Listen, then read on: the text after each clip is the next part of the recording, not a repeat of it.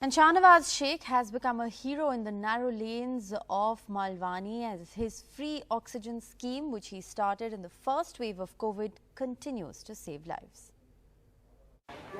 Last year when COVID first arrived, Shahnawaz Sheikh set up this effort, that is to provide oxygen cylinders free of cost to patients who need them at a critical point, and thereby he has managed to save lives. Now this is an effort that he's undertaken on his own. Shahnawaz joins me now.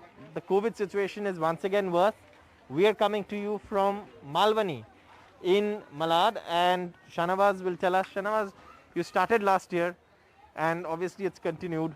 How many people have you helped so far? If I can just ask you for a rough estimate, how many people who needed oxygen have you provided oxygen to? Sir देखिए अभी तक ऐसा है ना कि last year जो हमने काम स्टार्ट किया था तो तकरीबन हमने 5 से 6 लोगों तक ऑक्सीजन सिलेंडर पहुंचाया था। ठीक है, इस बार डिमांड ज़्यादा है क्योंकि ऑक्सीजन तो मिल नहीं पा रहा है, क्योंकि ऑक्सीजन की बहुत कमी हो गई है हमारे शहर में। तो पहले जो हमें 50 कॉल आती थी, अभी तकरीबन 500 से ज़्यादा कॉल आ रही है। तो इस हिसाब से मतलब और ऑक्सीजन की कमी के चलते हम लोग नहीं पहुँचा पा रहे हैं जिस हिसाब से हमें पहुँचाना चाहिए था। लेकिन हम लोग कोशिश कर रहे हैं जितना हो सकता है हम लोग लोगों तक ज़्यादा से ज़्यादा लोगों तक ऑक्सीजन पहुँचाएं जो घर में होम क्वारंटीन है, जिसको भी और जिसको इमरजेंसी में ज़रूरत पड़ती है। और हमारी टीम भी इसके लिए 24 घंटे काम कर रही है। अगर किसी को इमरजेंसी होती है या फिर कुछ होता है तो हम लोग कोशिश करते हैं कि जल्द से जल्द पहुँचा दें उनके तक।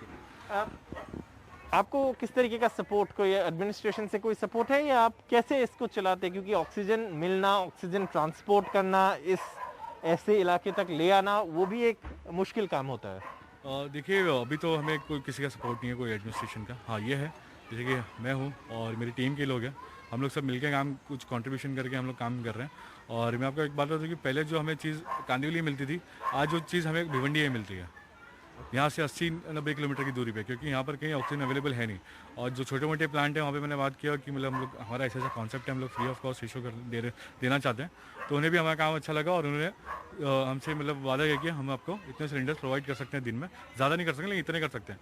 तो उनके हाथ पर जोड़ने के बाद में वो हमें कभी 20 सिलेंडर, कभी 30 सिलेंडर, कभी 40 सिलेंडर, कभी 50 सिलेंडर ऐसे दे रहे हैं। और मैं सबसे ज़्यादा शुक्रिया अदा करना चाहता हूँ जो गैस कंपनी है उनका, कि उन्होंने वक्त पे हमें सिलेंडर प्रोवाइड कराया और उस वक्त पे हमें ऑक्सीजन प्रोवाइड कर रहे हैं। जब भी हमें ज़रूरत पड़ रही है वो हमें दे रहे हैं और हम लोगों तक पहुँचा रहे हैं।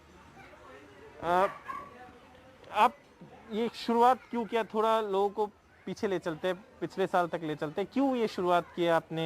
कैसे आपने शुरुआत की? फंडिंग एक बहुत बड़ी चीज़ होती है, कैसे वो सब मैनेज किए?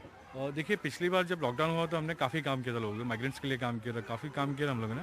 और अचानक से एक दिन ऐसा हुआ कि मतलब जो मेरे फ्रेंड है उनकी कज़िन की डेथ हो गई थी ऑक्सीजन सपोर्ट नहीं मिलने की वजह से। और उसके बाद मैंने देखा, पता किया कि मतलब क्या इशू चल रहा है। तो पता चला कि सच में लोगों को ऑक्सीजन सपोर्ट मिलने में कमी हो रही है, मतलब ऑक्सीजन की कमी चल रही थी और लोगों को टाइम पे बेड भी नहीं मिल पा रहा था।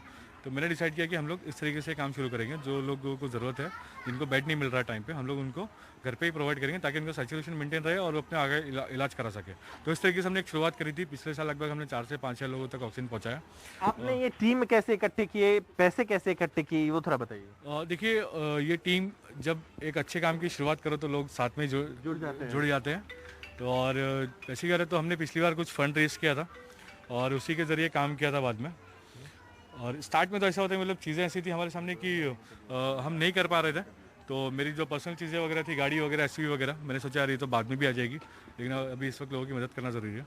तो मैंने गाड़ी बेच दी जी, मैंने अपनी एसयूवी बेच दी थी। और भी कुछ चीज़ें थी जो मैंने सोचा कि ये तो बाद में हम खरीद लेंगे, अभी इस वक्त लोगों की मदद करना ज़रूरी है। तो उस हिसाब से हमने एक काम की शुरुआत करी थी और ये वो काम इस वक्त भी हमारा जारी है। हमने तकरीबन अभी 500-600 लोग ऑक्सीजन पहुंचा चुके हैं और हमें ऑक्सीजन की कमी की वजह से हम लोग नहीं काम ठीक से कर पा रहे। अगर हमें टाइम पे ऑक्सीजन मिलेगा तो हम लोगों को ऑक्सीजन सपोर्ट टाइम पे दे सकेंगे। हमसे बात करने के लिए बहुत बहुत धन्यवाद। So what happens is when society comes together to do something nice, there are always people who join in. Shahnawaz has told us how he started it. He is continuing it during the second wave, and hopefully he'll have more support and from more people to continue his effort, which is in fact a life-saving effort. Now you have his team here. He's set up his own sort of control room where people come in, or all the requests arrive. He also interestingly calls it a war room, and obviously this is something that perhaps efforts like these need to be appreciated, because these are citizens coming together to help other citizens in need. Not everything can be left to the government, not everything can be left to the administration. When citizens take things into their own hands and decide to help others, good things always come out of it. In Mumbai, with camera person Sanjay Mandal, Saurabh Gupta, NDTV.